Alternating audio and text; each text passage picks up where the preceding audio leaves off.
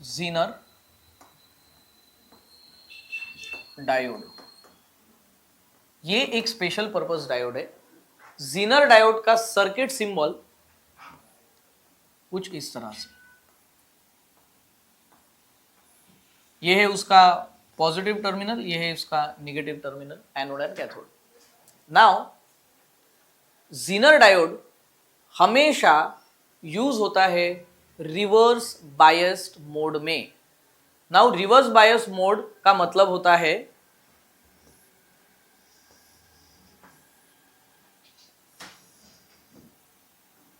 Reverse bias mode का मतलब होता है जैसे ये Zener diode,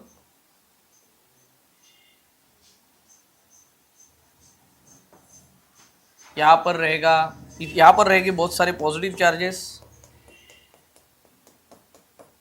this is heavily doped.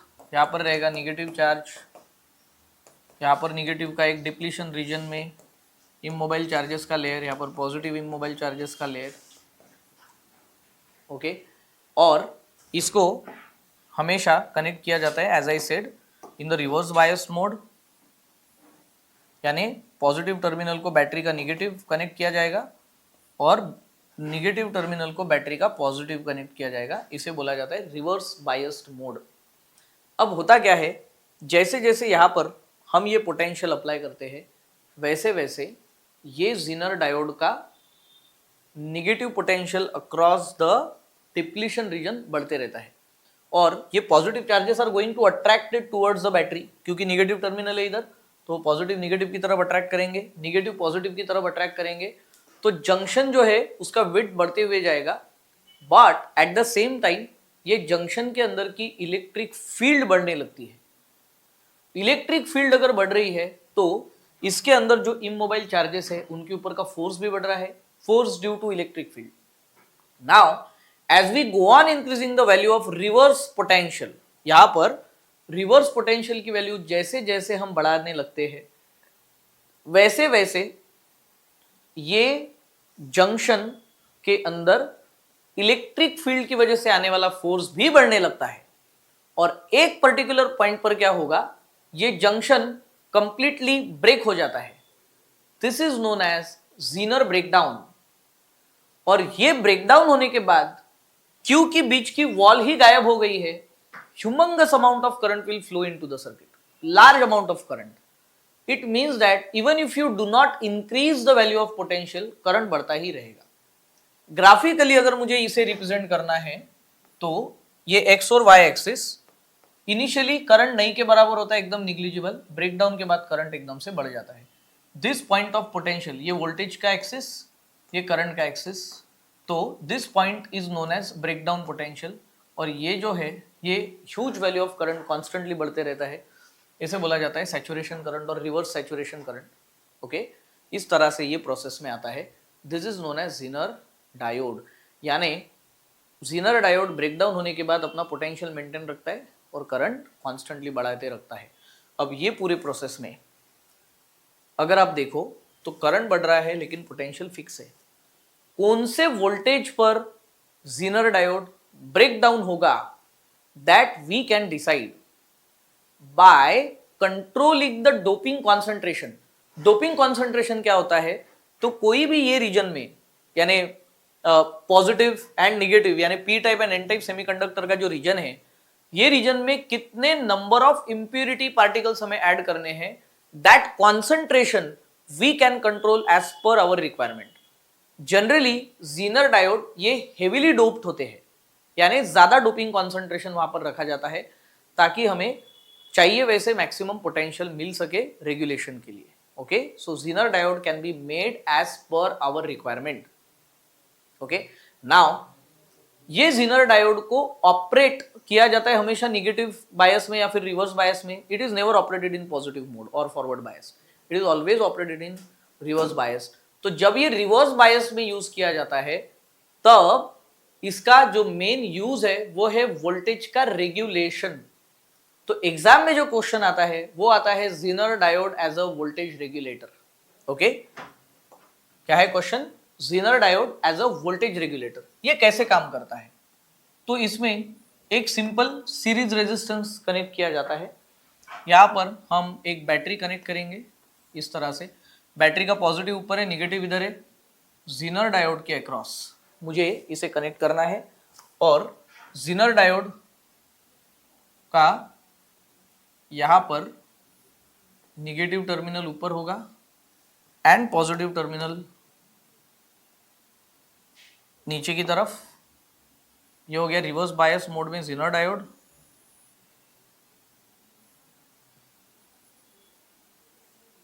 और ये है वो डिवाइस जिसको हमें कंट्रोल्ड पोटेंशियल अप्लाई करना है, उसे बोला जाता है लोड रेजिस्टेंस।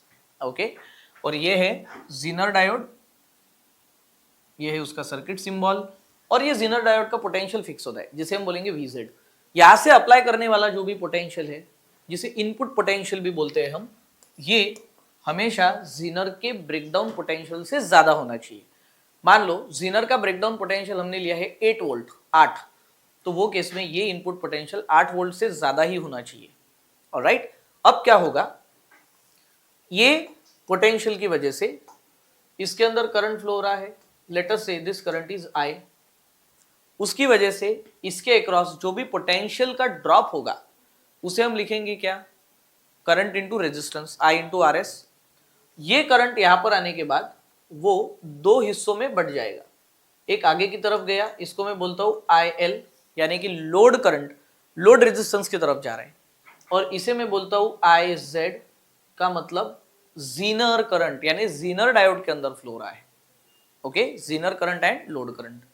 तो यहां से अगर मुझे एक इक्वेशन बनाना है पोटेंशियल का, तो वो मैं कैसे बना सकता हूं, तो इनपुट पोटेंशियल विल बी, इसके अक्रॉस का ड्रॉप, इसके अक्रॉस का ड्रॉप होगा I इंटू RS।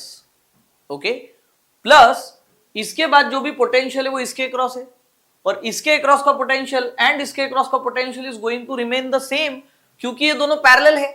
पैरेलल में हमेशा पोटेंशियल कैसे रहता है, कांस्टेंट, राइट, पैरेलल ब्रांचेस का potential constant.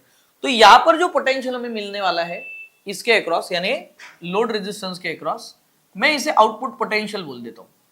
Okay, output potential यानी कि V0। इस तरह से इक्वेशन बनेगा। नाउ करंट डिवाइड हुआ है IZ एंड IL में, तो यहां पर मैं ऐसे लिख सकता हूं I equals to IZ plus IL, right, current का equation. Now I will put this value IZ plus IL in VI।